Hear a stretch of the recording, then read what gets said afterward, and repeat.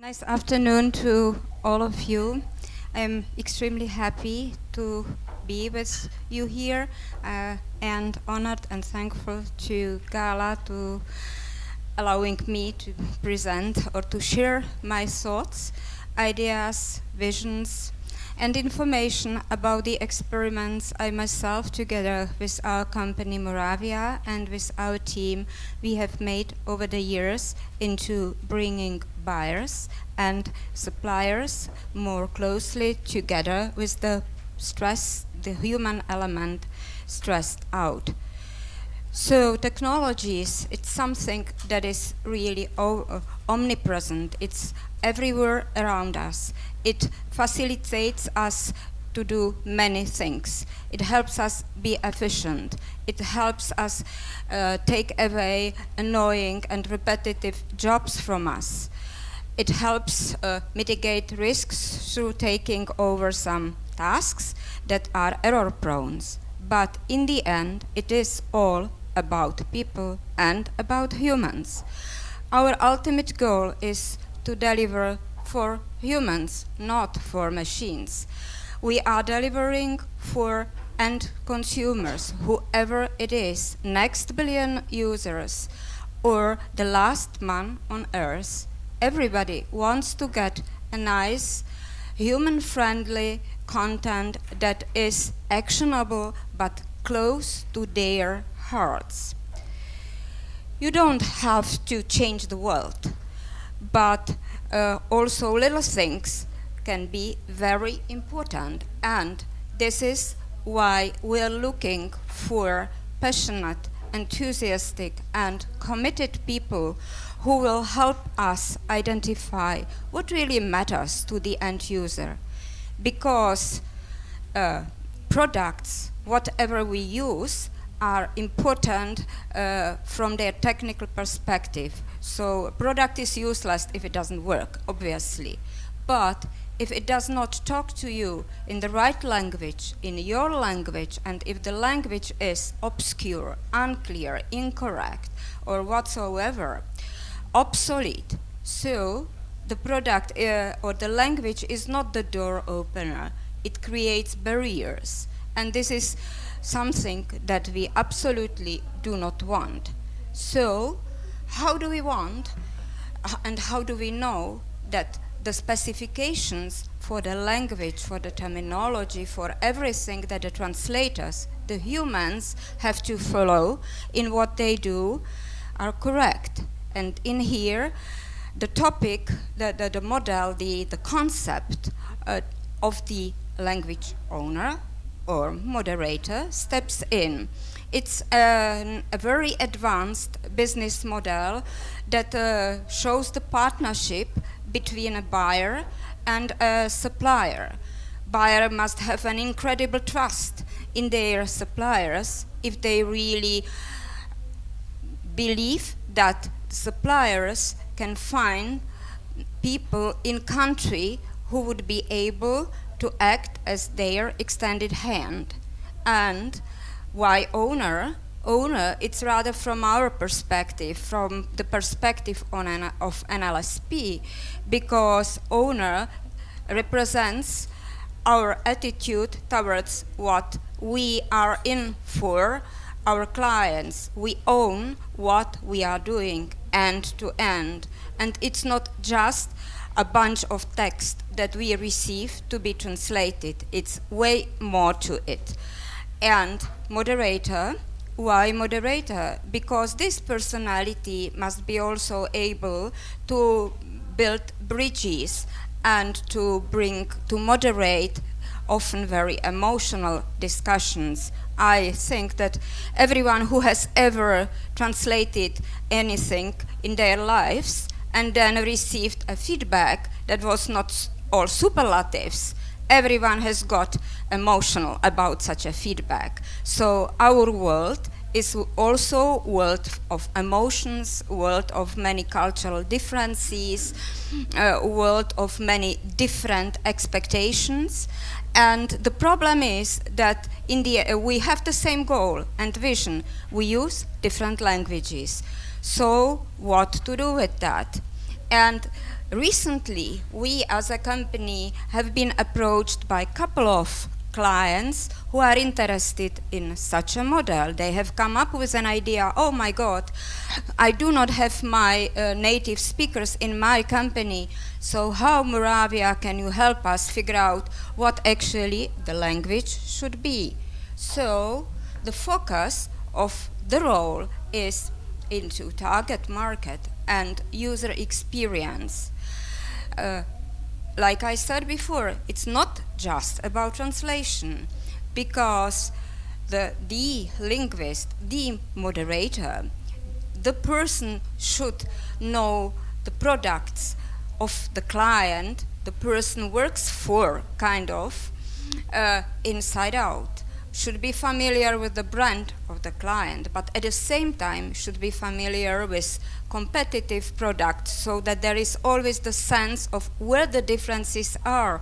And the differences are in the language, but are also beyond the language. There are many non-language elements there that also play into are crucial. At the same time, that person must be very familiar with what's going on in the language. Our modern world is very fast. We tend to simplify things in the way we think and in the way we speak.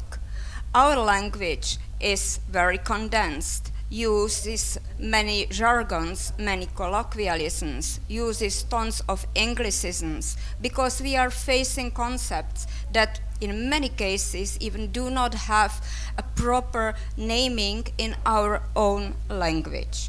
This is where the role of such a person steps in.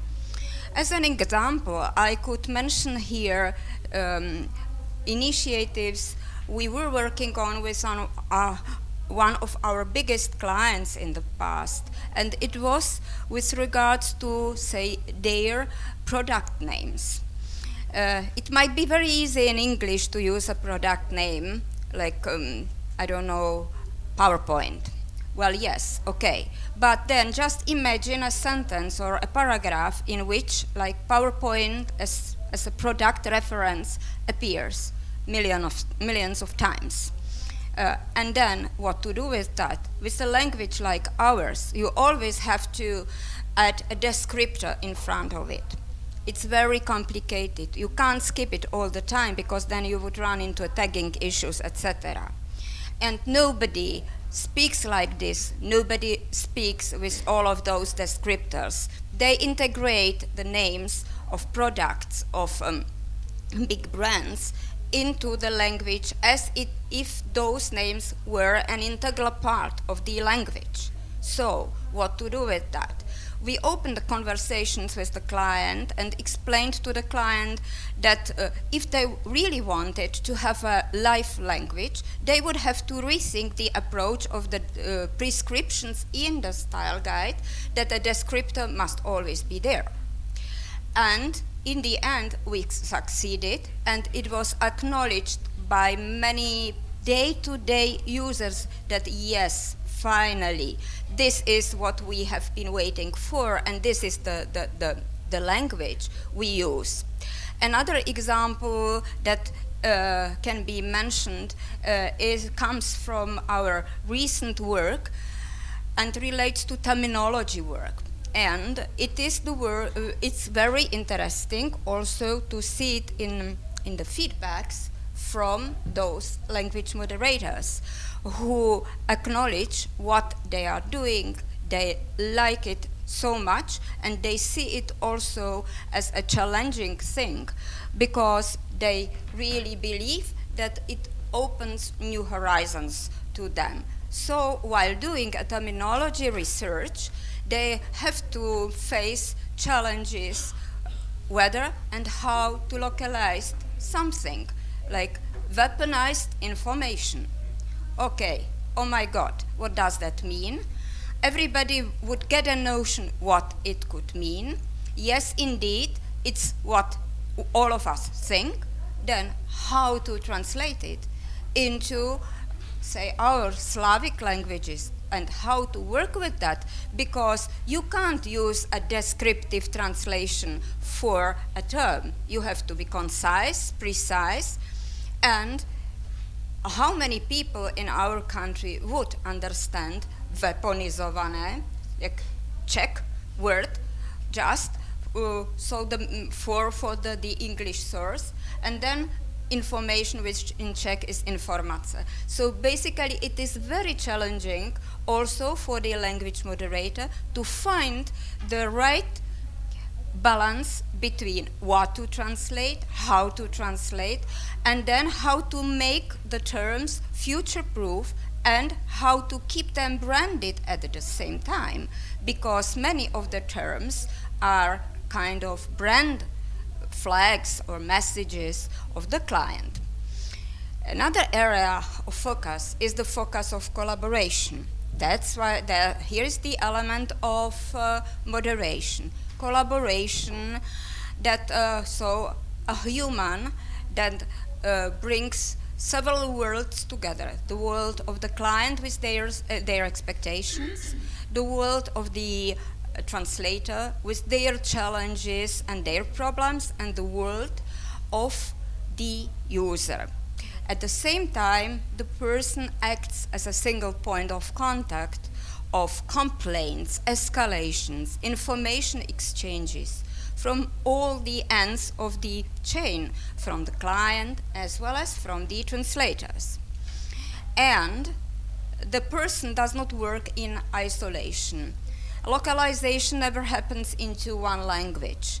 It's always about many languages, so there should be, or there always are, representatives coming from different languages who must work together, because this type of a synergy reveals again new possible solutions, which very often are beneficial for us, for the translators, but also for the clients and for their stakeholders.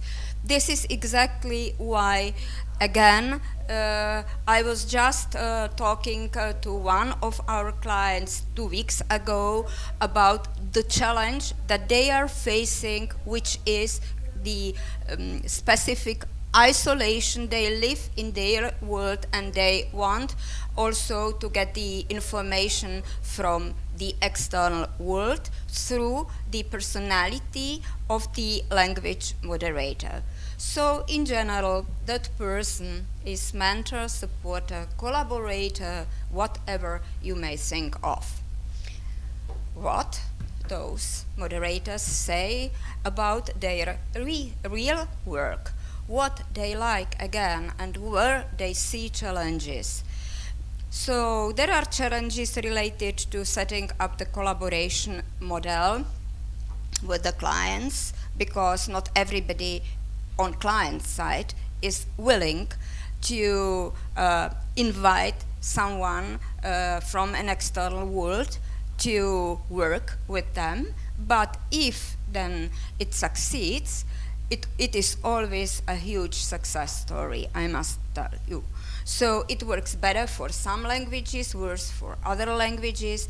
I must say that surprisingly, one of the best collaboration examples between those language owners and clients representatives come from Japan, China, Korea, so markets where a lot of pressure is put on the individual interaction and specific clarifications of what the client really prefers and what the client does not want to see there. So, even though we are measured by numbers and KPIs drive our daily lives, and I am a strong supporter of measurable evaluations of quality, and I am heavily contributing to various standardization initiatives to define how to measure quality precisely, how to name different types of issues, how to score the translations. I still believe that it's not just about numbers. We see examples in which numbers and scores become or have become detractors because humans behind have lost the sense of the importance what really matters. And they are heavily fighting for each and every hyphen, comma, semicolon, whatsoever, just to increase the score by 1 point, because then it's gonna be a pass. And in the end, in a different experiment, we saw that the client themselves opened a discussion about, oh yeah, so if you were about to say, is it a publishable quality or not? And there is a comma missing here. So what would you say over the overall document or piece of text? And in 9 out of 10 cases, they came to the conclusion that it was a publishable quality, and 1 comma would not even have been noticed by the user. So yes, scores, quality measurements, heat maps, constant quality monitoring, constant data collection, analysis, all of those BI work with the data is crucial. Quality dashboards is something that I use every day, that I am building with my team all the time, but it's still something that needs to be considered as a supporting tool, and the human element plays into that the most crucial role. Without humans, we wouldn't be where we are, and we wouldn't be here, actually. So, I think my last slide summarizes what people really think about this challenging role, where they see themselves, and what makes them happy about the role. I am in touch with many of the language moderators, and I haven't heard any negative feedback or experience from them with regards to the concept of the role as such. It brings challenges, but it brings huge opportunities and advantages if agreed, applied, and implemented correctly on both ends, like on our end, as on the end of the LSP, as well as on clients' end, because it requires a lot of investment and support from client side as well. So, concluding invitation, that's it.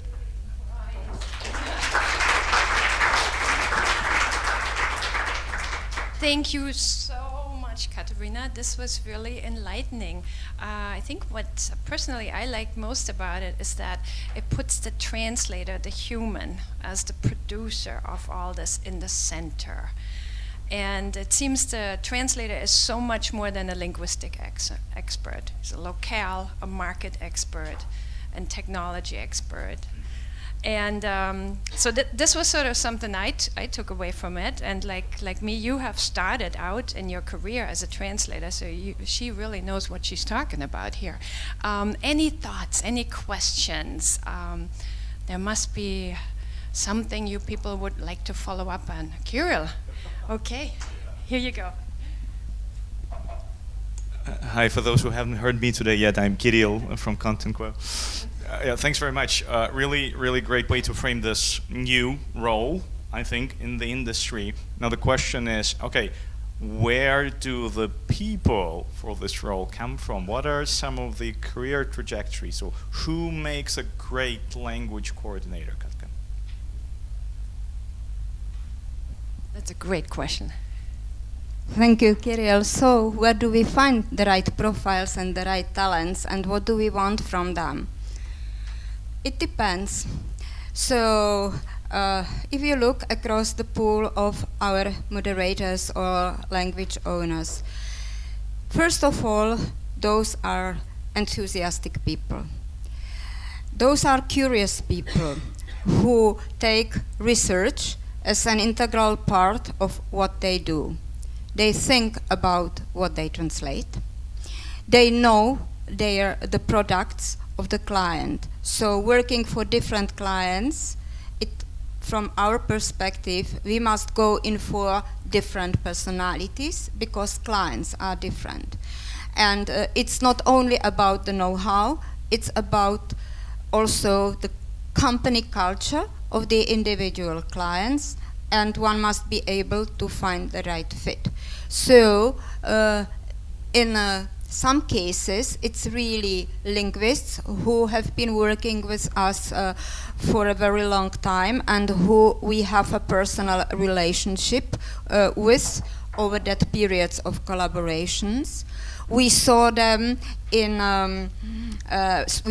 exposed to clients' interactions, discussions, and so on, and we saw them being very active with their comments, so kind of healthy dissatisfaction with what is wanted, so that it's really the right fit for being invited. At the same time, of course, we must be very confident about them being reliable and diplomatic, so that we ourselves do not run into a problem.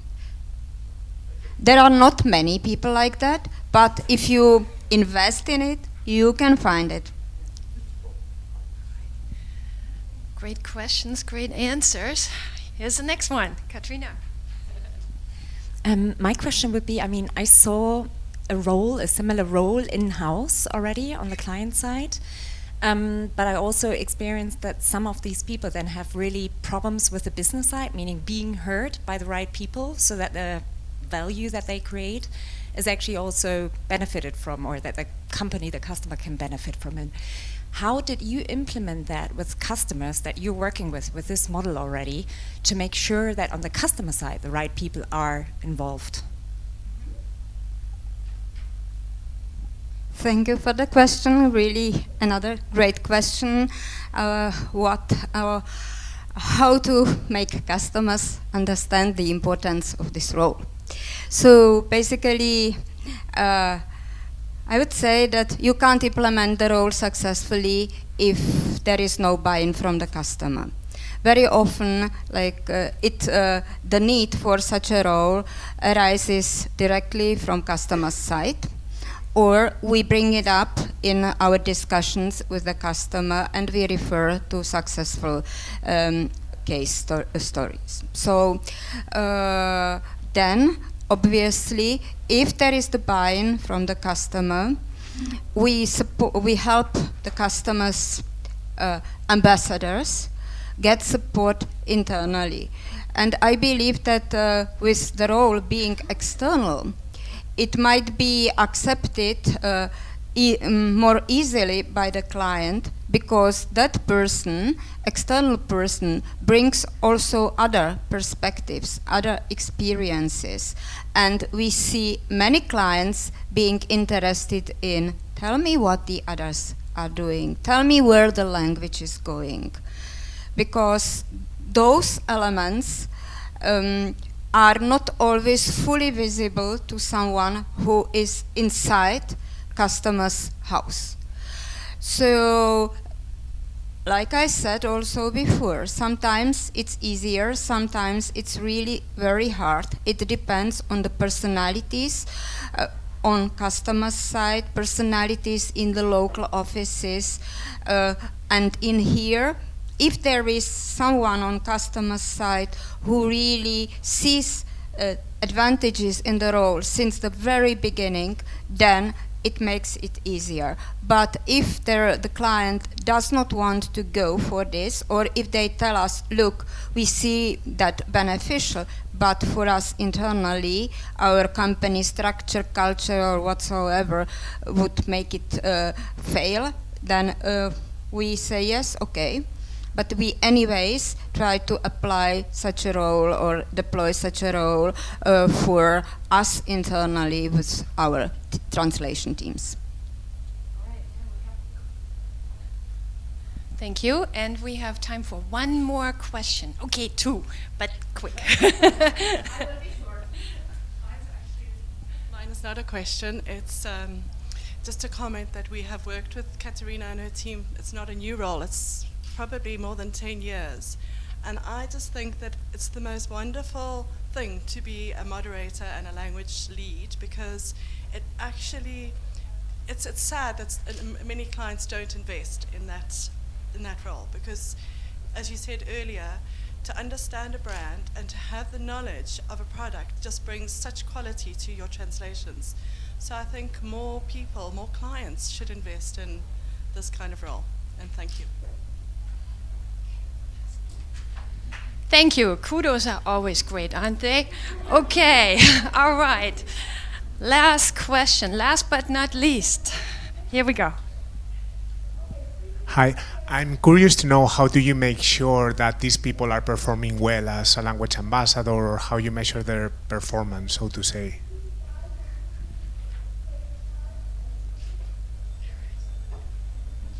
Okay, thank you very much. We are again with the scores, numbers, measurements.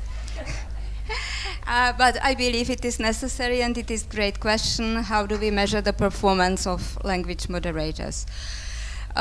This is a combination of elements, so factors that focus on soft skills like communication, responsiveness, technical savviness, but also say examples of future-proof, approved, acknowledged terminologies, kudos from the clients, kudos or correlations of, say, QA jobs and feedbacks given to the translators with the feedback of the client, who also very often has got their own verification procedures of, say, not only language quality.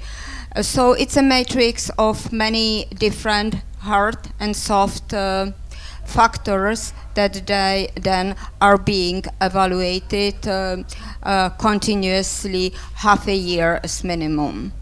So, and we have regular kind of business reviews with those people, so that they get feedback, and not only they get feedback, but they give us feedback, which is equally so important. All right, that concludes our session. I think we could all stay just a little bit longer and hear some more about this, but that's it for this one. And we're actually off to the next one. So thank you very much for coming. Don't forget to rate this.